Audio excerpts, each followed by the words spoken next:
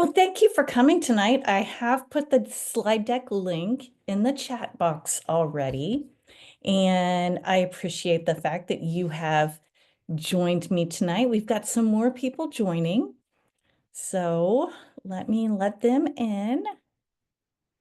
And that was to remind me to record, and there's still more people coming in. They're coming. I hope you all are surviving testing. I know this is some of our least favorite times of the year. You're almost there. It's almost done. You will have a summer and it will be wonderful and hopefully relaxing. And like I said, I know we have some people that have joined us, and I am putting in the chat the link to the slide deck, but I think if you've attended any of my sessions before, you know that you'll get a follow-up email tomorrow with everything you need. And I'm glad, I don't know, I see some familiar names and faces. If this is your first time, I'm excited to have you join me. If you've been here before, yay! I find AI extremely exciting and intriguing. I think we all know that there are many possible issues with AI, but when used responsibly, it it could just be a game changer for our Oklahoma students. So tonight we're going to talk about school AI. I am Karen Leonard, and I do work at the State Department of Education. Please feel free to reach out to me if you've got questions or you found another tool that you want me to examine. I love doing this. The easiest way to get in touch with me is with my email. I'm in and out of the office over the next few months, so reach out to me and we can talk. Okay, today we have three main goals. We're going to learn some basic information about AI. If you have already joined me, you know I'm going to do this every time because I think it's really important we're able to explain what AI is to our students, our parents, and our administrators.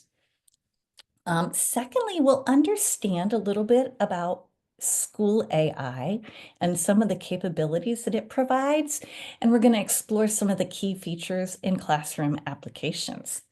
So, as with all sessions, I also share our Oklahoma guidance. It is in the process of being reviewed and updated. And so I'm hoping that maybe August I will have, or maybe into July, I'll have an updated version to share with y'all, because we know AI is not a static thing. And we always have to add updates and improve and share new ideas and uses. But you're able to access the guidance right there using that link. Okay, so what is AI? First of all, I would say that AI is computers and machines doing things that are typically done by humans and require human intelligence. It's based upon a data set. The AI is only as smart as the information that we share with it. And it trains itself on that data set. And if we continue to feed the AI tool new data, it's just going to continue to expand its knowledge bases.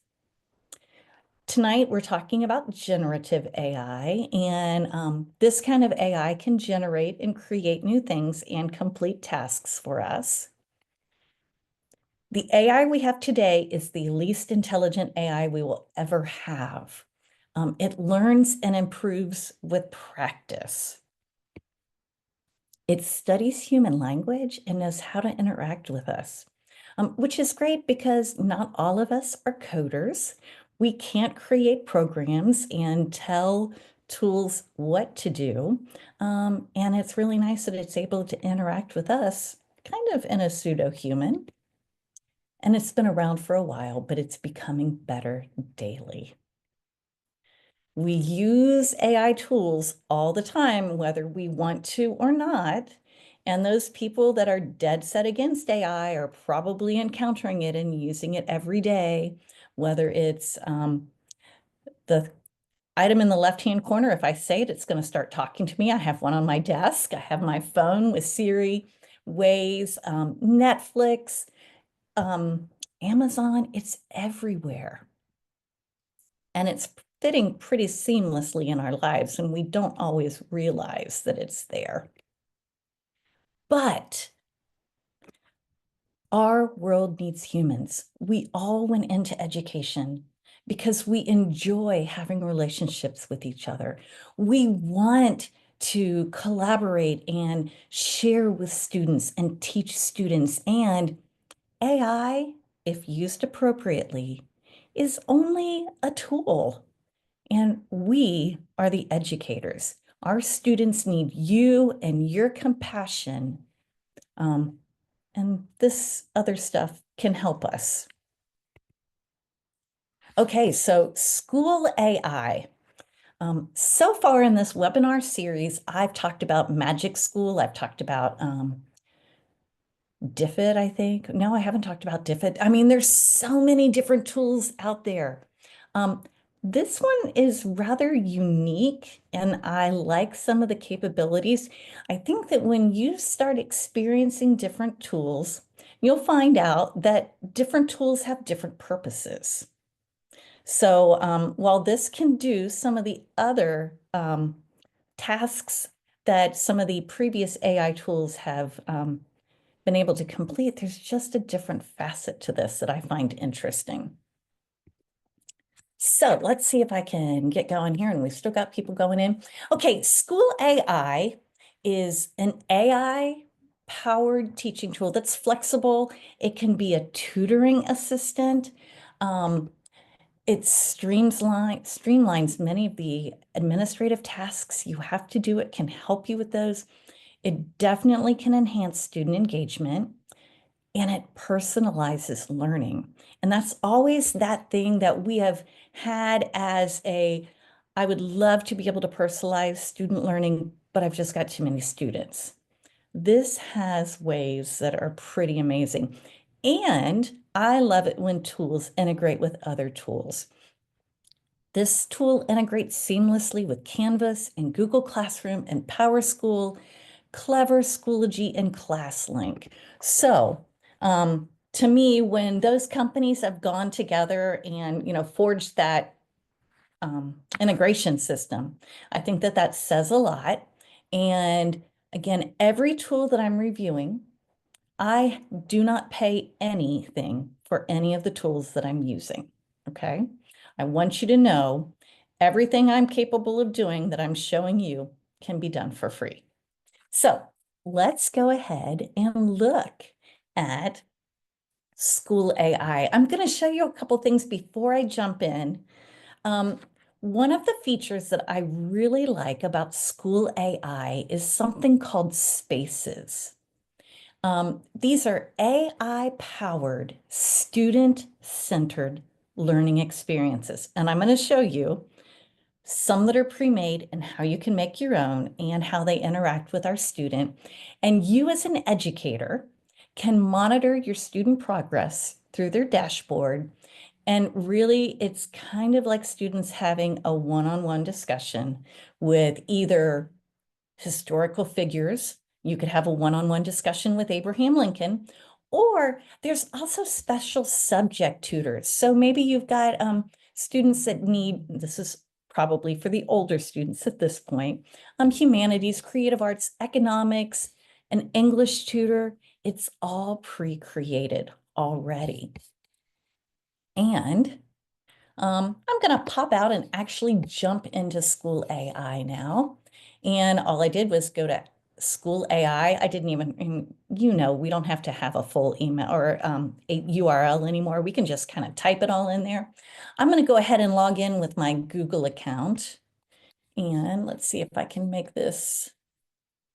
I'm not sure if you can see my background, and hopefully you can see the screen very well. But when I log in, I notice no cost, I can see multiple things across my screen. I'm at the Launchpad.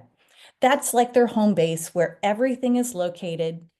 I've referenced spaces. I'm going to show you tools though first. Tools, if you've attended sessions in the past, This does look similar to maybe Magic School AI and some of our other tools. Great. These are for you as an educator. Maybe you want help with lesson planning. Maybe you want to build your own custom instructions. Maybe you want to create a rubric. Boy, rubric creation alone would be one reason for me to use an AI tool because we know how long it takes to create all of those little categories. Vocabulary lists, story problem words, and you notice that I can add them to my favorites so I don't have to search down and look. It's not as extensive as Magic School AI, but there's some very good ones here. Maybe create a syllabus, create task performances, letters of recommendation. And as always, if I am using one of these tools, I can put it in, it will generate something for me. And then we always remember the loop of using AI starts with a human, me telling it, providing it input information, um, the tool creating something, and then me taking that output and generating or editing and revising it to show me who I am. And if you notice right here, we never want to share personal information about students. So here I'm writing a letter of recommendation, but did you notice that there is no space there for me to include the student name? Because we don't want to share that personally identifiable information. When it generates a letter, I can then pull it out and maybe replace the he or she with the person's name. And like I said, personalize it and make it work. And I love that. I think that's great. I can share it, I can export it. So we've seen lots of great text translator. I did want to show you this. If you notice, it's not even asking me for a drop down of languages, and I'll touch back on that because they have lots of languages already built in. I'm going to go to the assistant. This is also another tool for you as an educator. Co-teacher, sometimes we just need someone to bounce ideas off of. Maybe a field trip coordinator, maybe a digital literacy coach. Okay, tell me about a new technology. Quiz me on digital literacy. I can ask it any question I want, and I can have my own personalized professional learning experience right here in this tool. So, and if you notice, like over here, where was that digital literacy coach? I ask it how to create a pivot table because I use Excel and Google Sheets, and this provided me step-by-step instructions on how to create a pivot table, which allows me to kind of filter the data in a way that I want to see it. So loved that. I'm also going to share that they have a community. I appreciate any of these tools that take the time to provide resources for you as users. Little overview. This is kind of like its own little Facebook group. You can show and tell different things that you've created. It has actual resources and a help center. Here are spaces and tools for teachers, digital events, so you can join and watch them as they share new facets of the tools. I also love the fact that they have level 1 and level 2 certified educator courses for you so that you can go through this on your own. And as you can see, some of these are not super long, 6 lessons, 3 minutes each.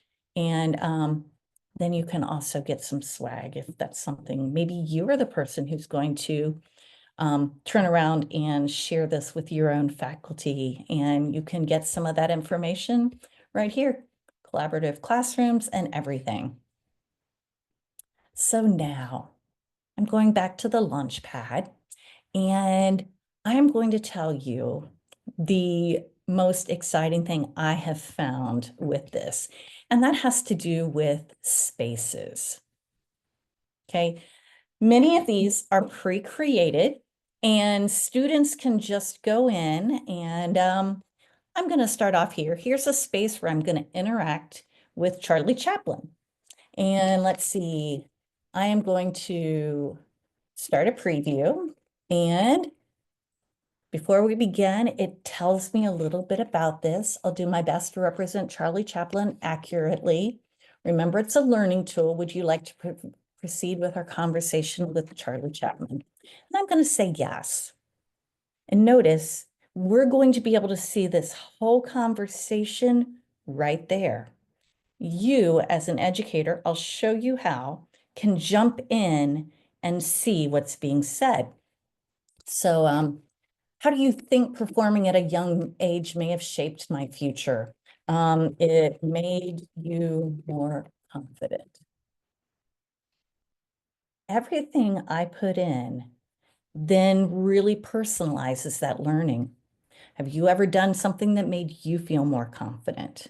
Okay, so that was me typing in my responses. But notice, That's a great point. Performing early on did boost my confidence and help me face many challenges. Have you ever done something that made you feel more? which I loved right there. And I can type my response, or I have to allow while visiting the site. Yes, I graduated with my PhD, and that made me feel very confident. And of course, now I also shared that. And look, it's going to interact with me. Great. So biggest challenges. So it's pulling our students in. So that was one. And my dog is just about to lose it because there's other dogs being walked outside. I'm super sorry. Okay, so I'm going back into spaces and I'm just going to discover maybe there are some exit tickets, or I can create my own exit ticket very quickly. I'll tell you how you share them with students in just a few minutes. But look, whenever we're using AI tools, we have to tell the tool what we want it to do. And that is considered the prompt. Well, right here, it's already guiding me on the information for my prompt. Describe what you covered in class today, include the topic. Do I want to share new learning outcomes? I've got options. I can describe my class. So that maybe the AI tool knows that I've got sixth graders who are EL learners. And so that's going to modify the output of the tool so it can be more personalized for them. Again, SEL indicators, personal interests. And when I'm finished, oh, it won't let me launch it because that wasn't mine. I'm going to go back again to Discover. And if you notice, it goes on Topic Explorer, Choose Your Own Adventure, Book Explorer, Tutoring Session, Historic Chatbot, and Topic Explorer. Like I said, maybe you've got those learners that finish early. They really are excited and want to learn about new things, and you're trying to find safe ways for them to do that. This could be it. I'm scrolling down here now. Here are some popular ones pre-made by other educators just like you. Let's say I like this math adventure edition because I previewed it. So I have an idea of what's going on. If I want to use that, but I want to make it specific to my classroom, I can go down here. And if you notice, I'm going to go back just 1 second. I went to remix. And that will allow me to go in and especially maybe change my student description, or this says it's perfect for first graders. I can go in and change. Maybe this is going to be for second graders, and maybe I want to make it a division, or, fourth graders division. I don't have to start from scratch. And I saw your question, Caitlin, and yes, I should be able to do that. So once I've created or I've found a space that I want to use, I can save it and then I can launch it. So here is what I find really interesting. I do not have to have my students log in and create an account. I love that. Especially you saw that one for first graders. And normally I wouldn't recommend first graders using a tool, an AI tool. As always, you need to cooperate with your IT team and make sure that they are okay with you using the tool and it's appropriate for your school. So I'm going to say I'm going to use a space code, or I can automatically link it to Google Classroom. I'm going to use a space code, and for the purpose of showing you a student view, our students could either scan the code, or in this case, I'm going to take the URL that it created, and I'm going to go up here to an incognito window just because I want you to see it from a student view, what they would see. And so it says, you are welcome to join this space, see the specific space code, and I'm just going to put in my initials, whatever you want your students to do. Okay, so here we go. Same thing that we saw in the preview, but again, students can have that read to you. Welcome to the math adventure. We're about to embark on an exciting. But look up here. I have accessibility. Maybe I want it in easy read mode. My daughters are dyslexic. Sometimes it's challenging for them to read in certain fonts. So I can turn the easy read mode on and off. Look at this, automatically English, but look at all of those languages. So you have EL learners that you know are understanding concepts, but you don't have the ability to translate everything. I mean, look at this. I can do this in Portuguese, Brazilian Portuguese, and Welcome to the oh, math come on. adventure. Let's see how We're this about works. to embark on an exciting journey. You all, let's use try your this addition again. skills to And help us less Are you speech ready to to text dive into this available. adventure Well, and solve I some didn't fun play puzzles all the along way the with way? that, but I know there is a capability of doing that. And maybe I just went full screen. So as a learner, this is what I would see. And I think that that's just, it's always good when we're able to see things from the view of our learners. Okay, so I've seen some created, and I'm also still going to go back because I want you to see search by standard. And I did not play with this yet. Oh, let's see if our Oklahoma academic standards are actually in there. Wow. That doesn't look up to date, but that one looks up to date. And let's see. So computer science. We'll have some exciting news about ways to access standards later outside of this topic. So I'm going to say show results, and these are ones that are already created related to that Oklahoma academic standard. Again, I may need to go in and do some modification to meet my student needs, but here we're talking about comparing data distributions, and it does say it's aligned. We can't guarantee, we always have to check. But I could start a preview, and this looks like mean, median, interquartile range, standard deviation. And if I were to remix this, let's see what this says. I like that I can go in and see, oh, this one says high school students, even though we said, I think I said fourth grade. So you do have to go in and look. So maybe the Oklahoma academic standards aren't right up there, really up to date. Other things that I can do. Let's see, a bell ringer. Here's popular now. Here's another way that you can do this. You can look at some of those educators that have really invested a lot of time. Here's someone, I can see digital technology coach. They have created 72 different spaces so far. And I think that, when you can find somebody who's gone in, oh, wow, look at this one, 178. I'm hoping that quantity will equal quality. Thanksgiving 20 questions. You can just go through and see, like I said, use, adapt, Good. Still one more thing as we're going down here. So here we have subject area tutors, math tutor, reading tutor, literature tutor. They have them grouped by either holiday or spaces. Here we've got some summative assessment or formative assessment. Think pair share activities, writing skills, history comes to life.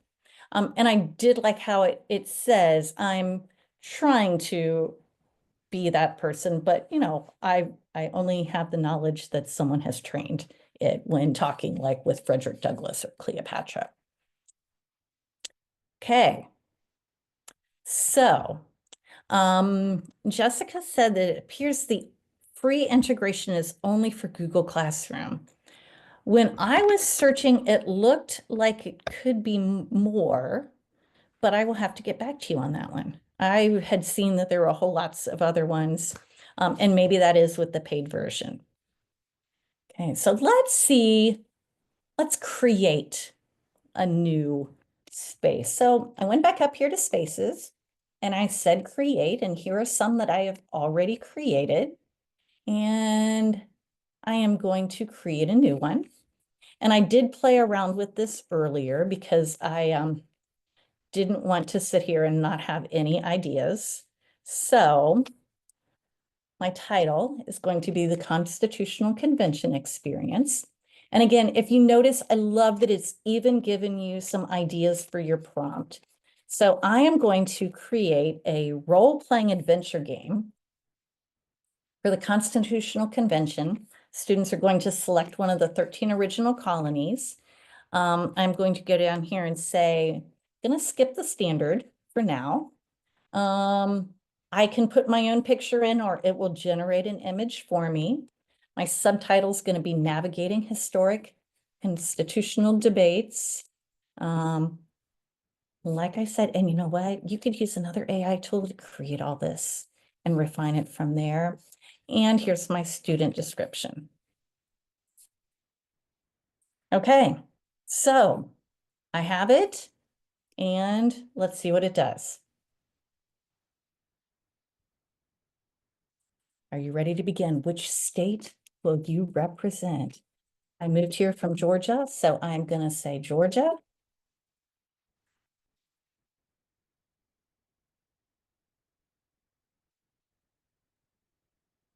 Hey, it's providing me an image like I am in. It's almost like a simulation. What are some Georgia needs? What were your main concerns? What are you thinking about? The rights of states. Obviously, this would be great if you have just covered the Constitutional Convention.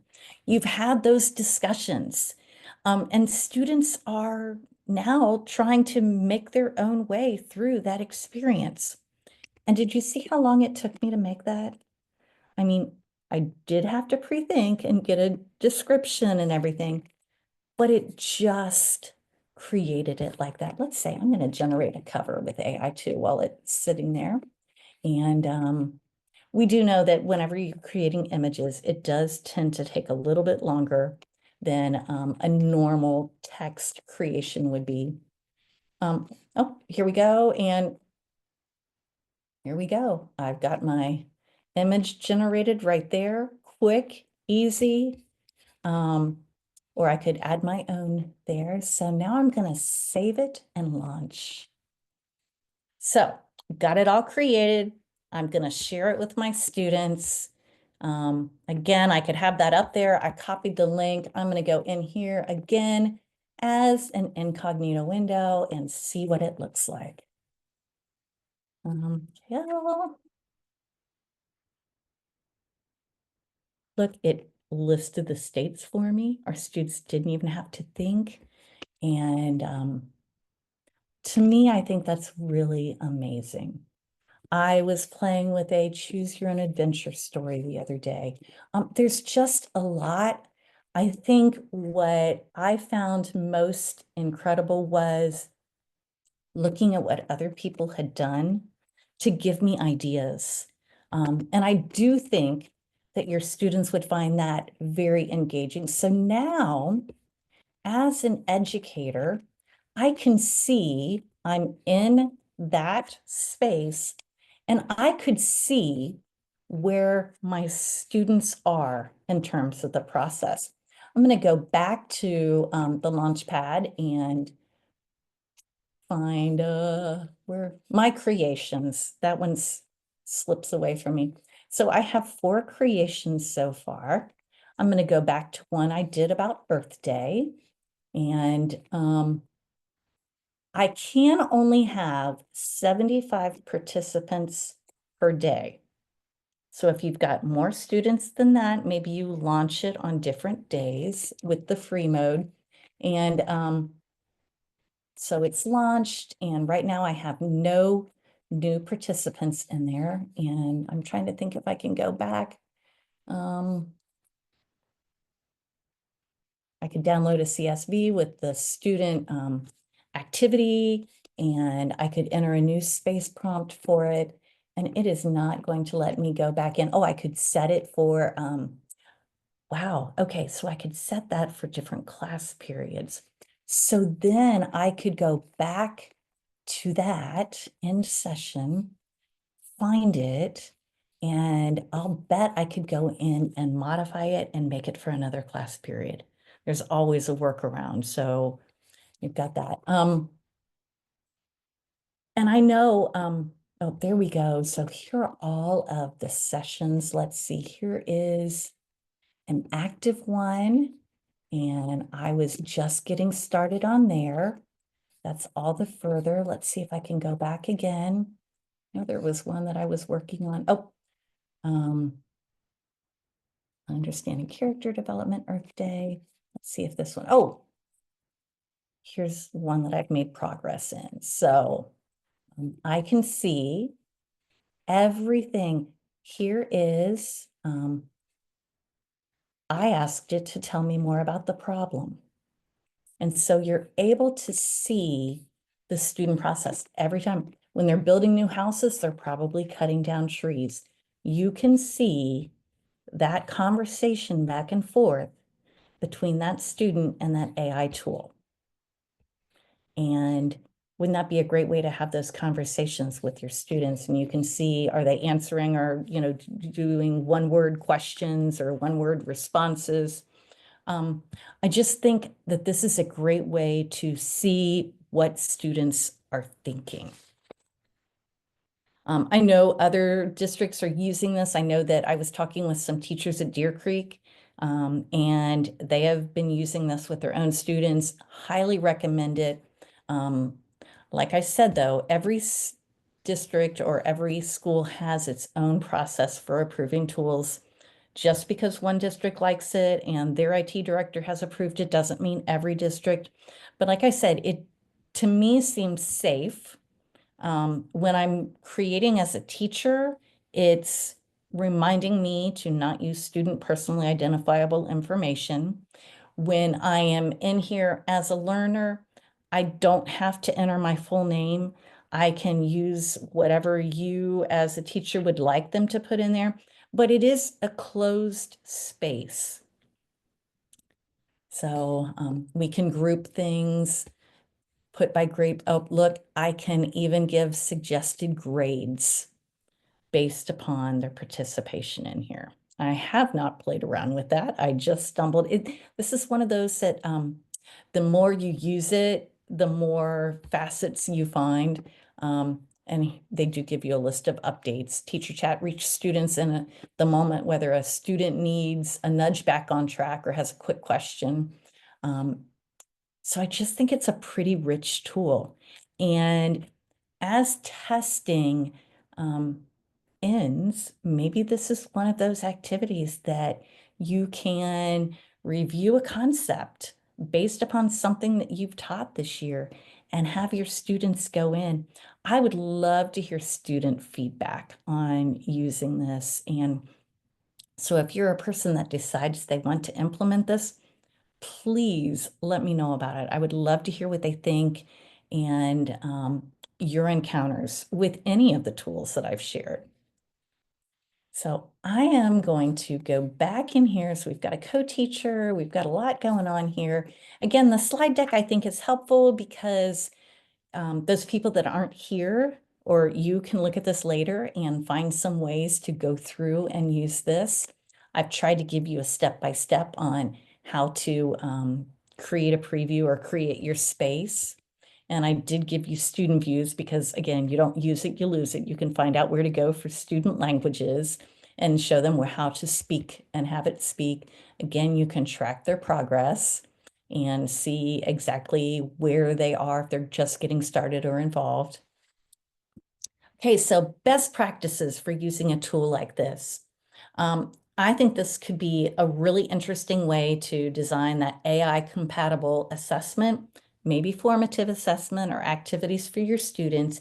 And it really does. You can see it can personalize learning completely based upon the way a student responds. And you're going to notice that it nudges students. So if they're not giving it a good response, it will redirect them back and ask those guiding questions. It puts them back on track. And this is a great way for you to leverage that data-driven instruction because you can go in and see where they are and what they've done.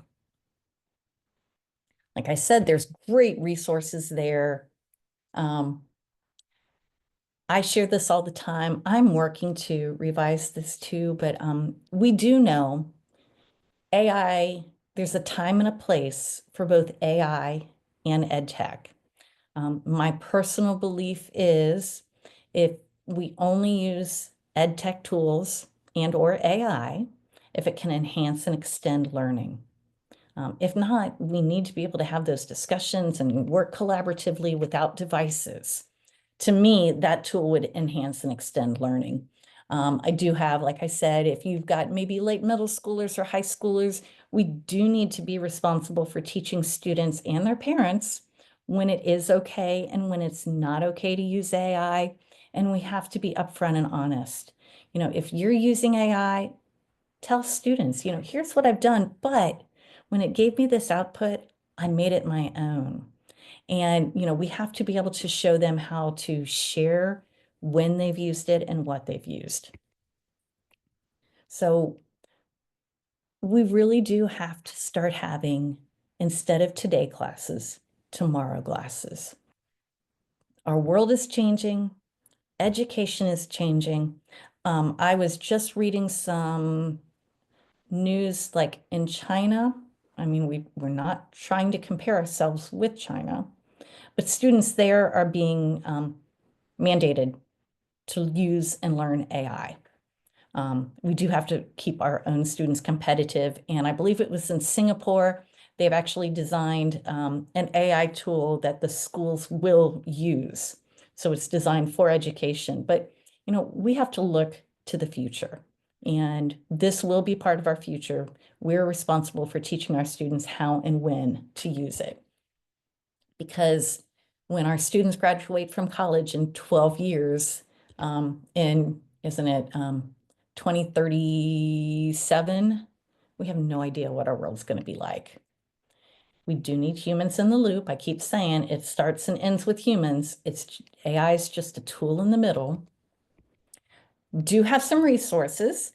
I know you're probably not thinking, oh my gosh, I want to sit around this summer and take some classes, but these are some great ones. The first one, all of them are linked there, is the Google Generative AI for Educators. Google courses are amazing. Complete focus on educators and practical application. These courses are all based upon not using an educational technology AI tool, but maybe using some of my favorite like Perplexity, Google Gemini, ChatGPT, Microsoft Copilot, and Claude, I think would be my top 5. The Google AI Essentials, this one right here is due to a partnership with Oklahoma and Google. Any Oklahoman can take that course. Family members, students, aunts, uncles. It's normally a $50 course. Great course. If you've got high school students, your own children, I would have them use that and learn. The next one's next level. Lots of resources for using AI. And one that I'm going to really point out is a a joint venture between General Motors and the International Society for Technology and Education. They have multiple books like this, hands-on projects for using AI in the classroom. This one is talking ethics. There's elementary, middle school, high school, exploratory classes. And I'll tell you what, the elementary one, most of the focus is not even using a digital tool at all, but teaching what AI does and how it works. Actually, this is my last webinar of this spring, but I will be going across the state this fall and doing some half-day regional workshops. The registration is not open yet, but those are the dates and locations. If one is near you, I would love to see you. I will also have this information directly in the email tomorrow, so you don't have to scroll through the slide deck to find it. Before I ask you if there are any questions, I'm going to say that I'm going to put this feedback survey link in the email tomorrow. And I really appreciate your responses. I need to know, how can I refine my presentations? What information do you want to know in the future? Do you want asynchronous classes? We have several asynchronous AI courses already in our professional learning platform, which is OSDE Connect. Tell me what you want and what I can do to refine myself. I'm still learning. We're all learning. But are there any questions? I'm going to stop the recording and stop recording.